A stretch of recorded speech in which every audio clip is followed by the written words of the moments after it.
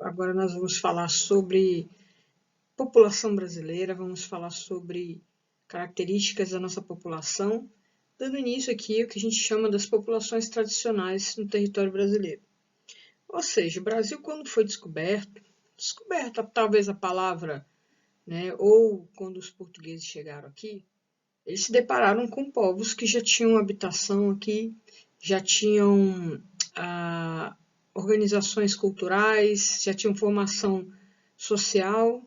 E quando a gente vai falar sobre essas populações, a gente vai falando também sobre o modo de vida, como que eles se organizam, né? Então aqui a gente vai estar dando início a esse assunto.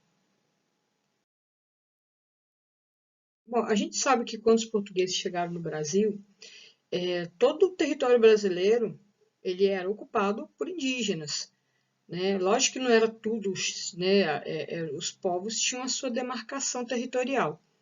E na medida que os portugueses começaram a chegar no Brasil, eles começam a dominar os territórios litorâneos.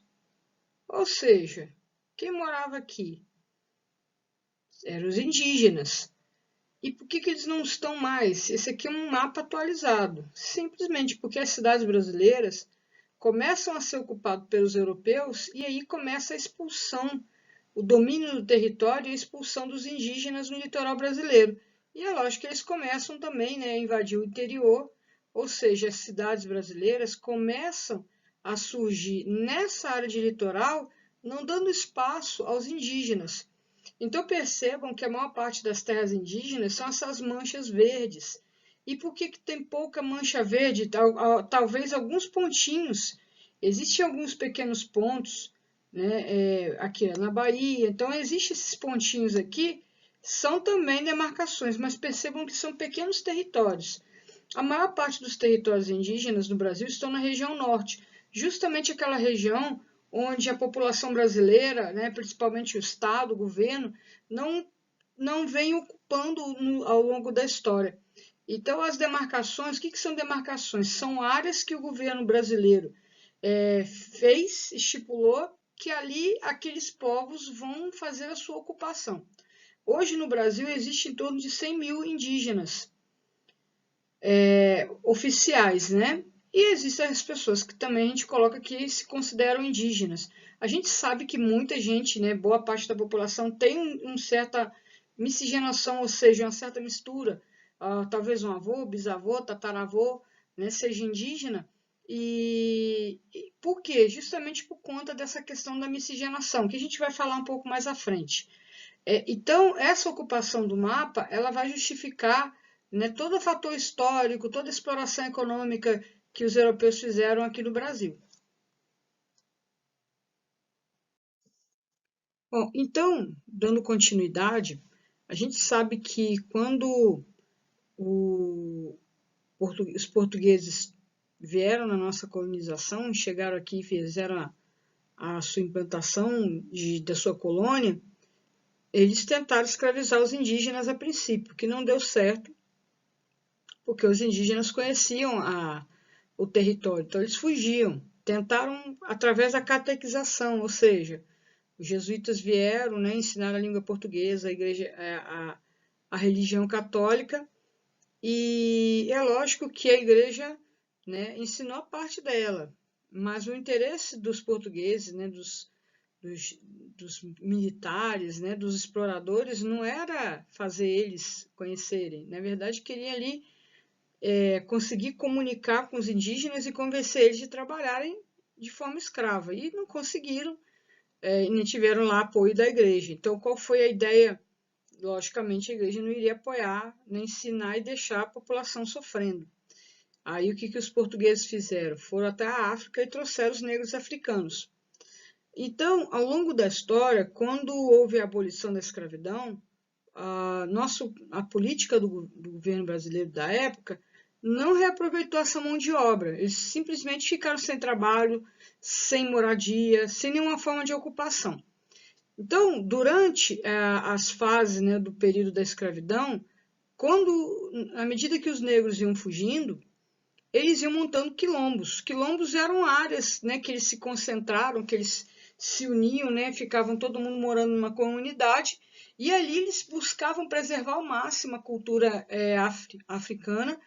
E quando houve a abolição, muitos desses negros se uniram àqueles que estavam, né, que tinham fugido e conseguiram estabelecer grupos. E então os que foram ali, né, conseguiram a sua liberdade depois da abolição da escravidão, eles buscaram vários caminhos, logicamente, e muitos ali reencontraram é, pessoas, né, que conviveram com ele, talvez moraram na senzala, talvez até familiares, e ali se uniram em quilombos. Quilombos, né, hoje a gente chama de comunidades quilombola. São áreas que normalmente são afastadas, e percebam que a região Nordeste eu vou ter bastante, porque a região Nordeste houve na época da exploração escravocrata, muitas fazendas de cana-de-açúcar, São Paulo eu vou ter bastante, Minas Gerais, né, o café, por exemplo. Então, ó, várias áreas tiveram ali ocupação. Essa parte marrom aí são terras quilombolas que têm títulos, ou seja, são áreas demarcadas pelo governo, que ali são grupos que estão ali estabelecendo a sua cultura. E ali eu vou ter essa parte amarela, terras quilombolas em processo, ou seja, são pessoas que vêm reivindicando ao governo direitos a terem uma terra e preservar a cultura africana, já que eles vieram de forma impositiva, então que eles possam pelo menos manter aqui no Brasil o mínimo da cultura, viver ali numa forma de comunidade parecida. Aí nós vamos falar agora um assunto que é bem legal, um assunto que a gente até começou a falar dentro de sala de aula, que é a nossa diversidade. Da onde nós viemos?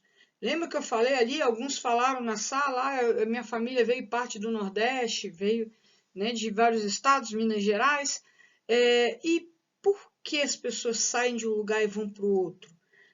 E o que aconteceu como consequência? Então, antes da gente falar, né, da questão da migração, ou seja, do deslocamento de pessoas de um lugar para o outro, vamos entender o seguinte: já começamos a falar esse assunto, a gente já falou algumas situações, e nós entendemos que por conta dessa ocupação de portugueses, italianos, né, dos negros e de vários povos, isso gerou uma palavra que a gente usa muito no Brasil como miscigenação.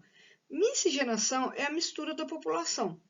É a mesma coisa que você entender o seguinte: se eu chego para vocês e falar assim, a Stephanie tem uma amiga japonesa, significa o quê? Oh, a amiga dela é branquinha, tem um olho puxado, certo? Ah, mas a Francisca tem uma amiga que é alemã.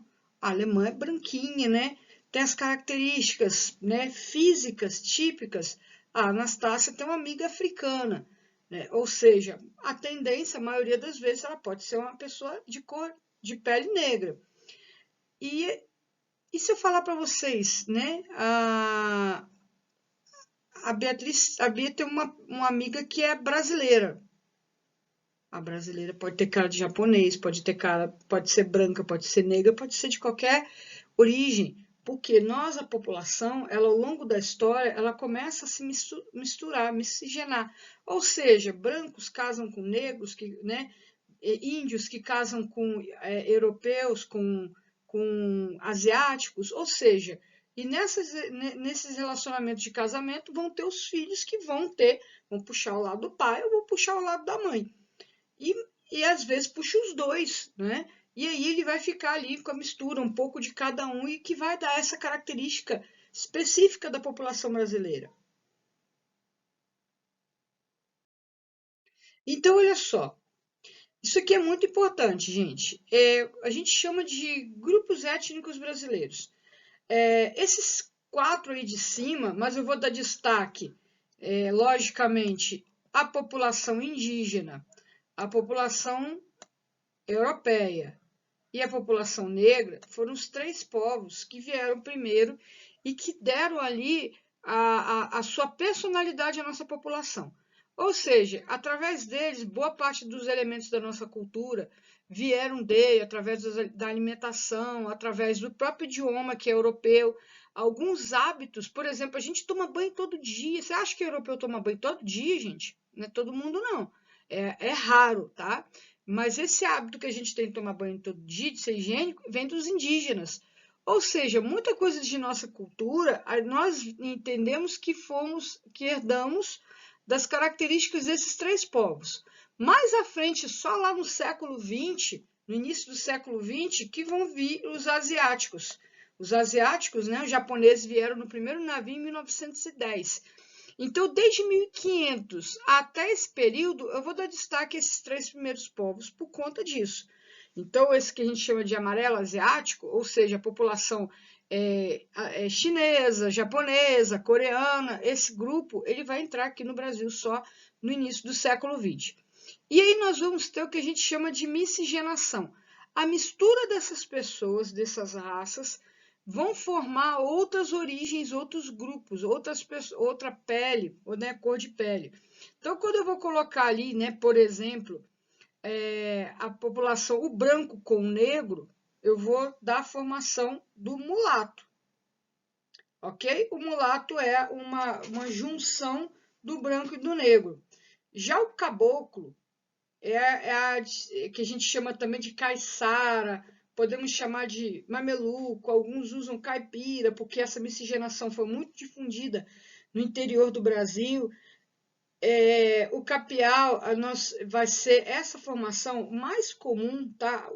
O certo é a gente usar esses termos aqui, tá? São os mais comuns de serem usados. O mameluco e o caboclo são mais comuns. Os outros, né, vai por região do Brasil.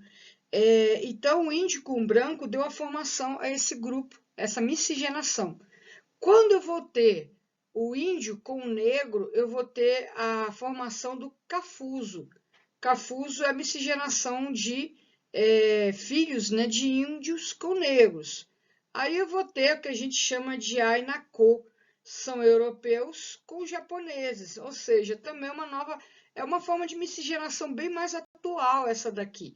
E ela também vem se expandindo por conta da população asiática aqui no nosso país.